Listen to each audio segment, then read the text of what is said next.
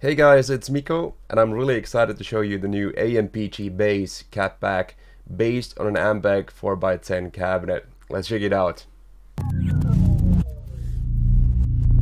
So I thought the best way to show you guys this cab pack is just to show you how it works in a mix. So this is a song called Millie, it's written by me, and this is a pretty easy mix. For bass I'm using Eurobass, that's from my buddy Erman. And what I'm doing with processing is just using the Dark Glass Ultra to kind of boost the signal and drive it a little bit. And then I'm using Cab Lab, which is just an IR loader. And right here I have all the IRs that come with the pack, but I've only chosen 8 to kind of demonstrate this pack. So let's hear what it sounds like.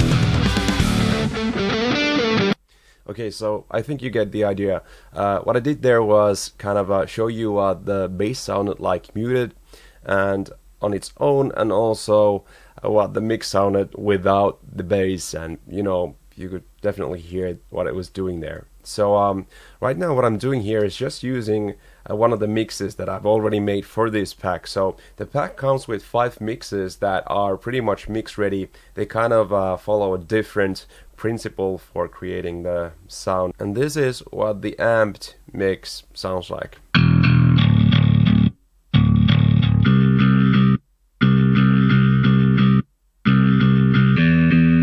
The compliant one kind of stays more in the low end and doesn't do that much in the high end, so it's going to be more bass heavy.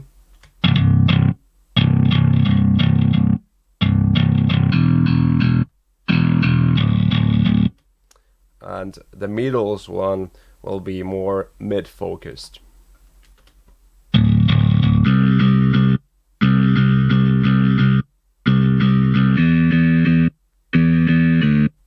The reason I chose these 3 examples here is because they're so different. So what I want to get across is that I tried to cover as much ground as I could with this cab, meaning that no matter what kind of bass player you are, you will find your kind of sound.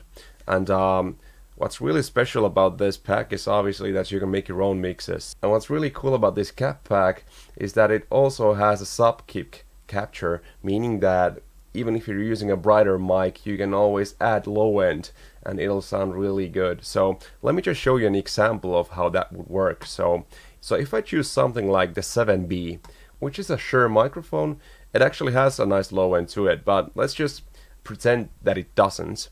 So let's have a listen.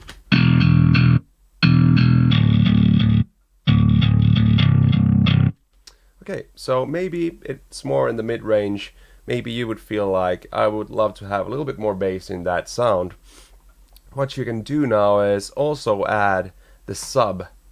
And I've already done this here, but essentially if you run it with the same phase correctly, you will get this kind of a scoop here in the bass area, which is completely fine and normal. This will actually not mess with the sound of the IR, of the 7B IR. So even if I change the volume of this sub mic, it will not change the IR mix that much. But if you want to get rid of that scoop here and get a more even low end, you may want to do this and flip the phase and take a look at what happens with the graph there.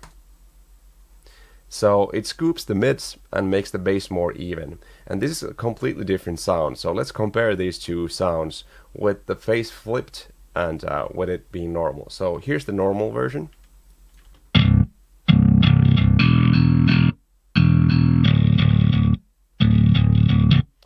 and here's with the phase reversed.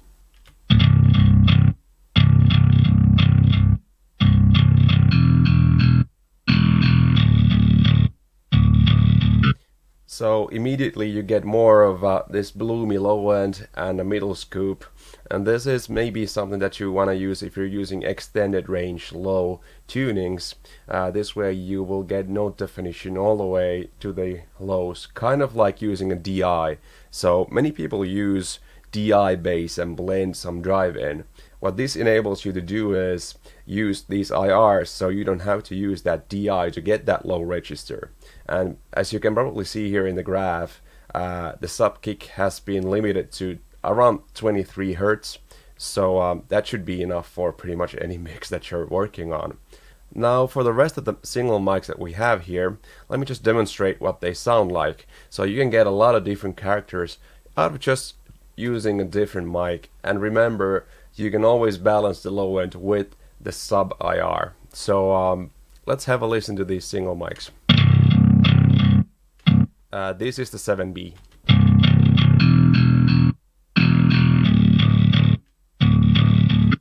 Uh, 57.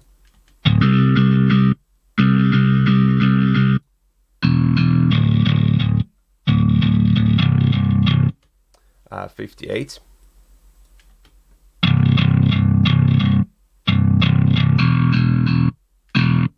A Royer.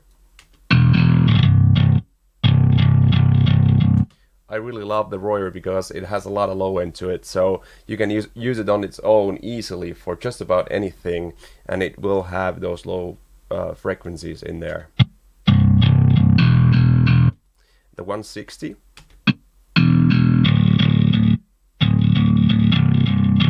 So it's kind of a brighter version of the Royer 121. For the bass purpose, I think I prefer the 121, but you know, that's pretty cool. The Neumann is also pretty good because it's almost like a full range mic. Let's have a listen.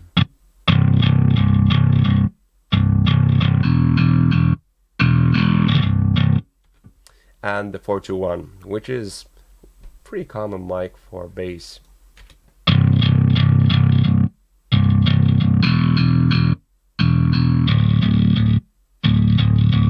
So yeah, with that 421, you're really able to get that grind out of your bass tone. And 906.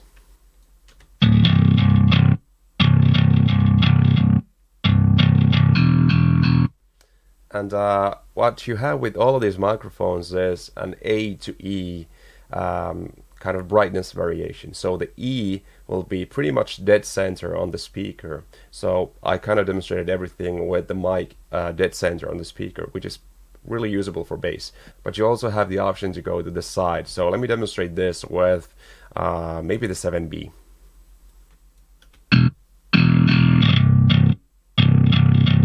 So that's the brightest position. And that's the darkest position.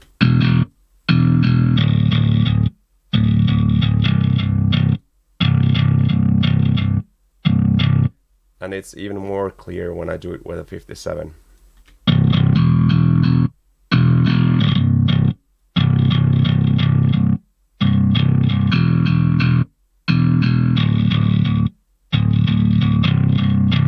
So especially on the 57, you'll notice that when you have it really close to the middle of the speaker, you will not have that much low end. And in that case, once again, what you would do is, if you want to have more low end, you would add the Subkick and flip the phase and then adjust the low end to where you feel like it's good. Well, obviously, I look at that graph, I feel like I want to have it around there.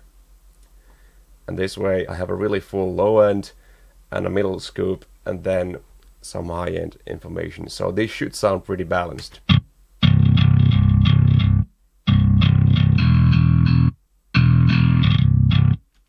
Yeah, it does. And in the mix,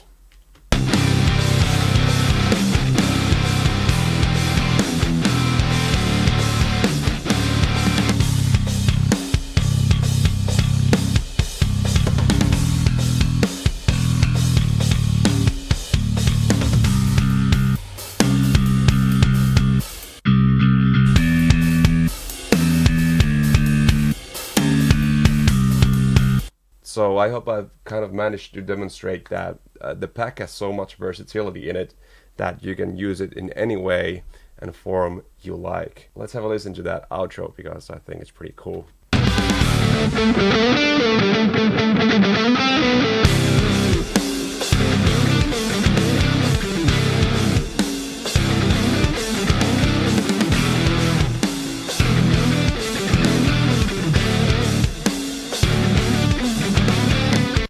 And now if we don't have the bass in,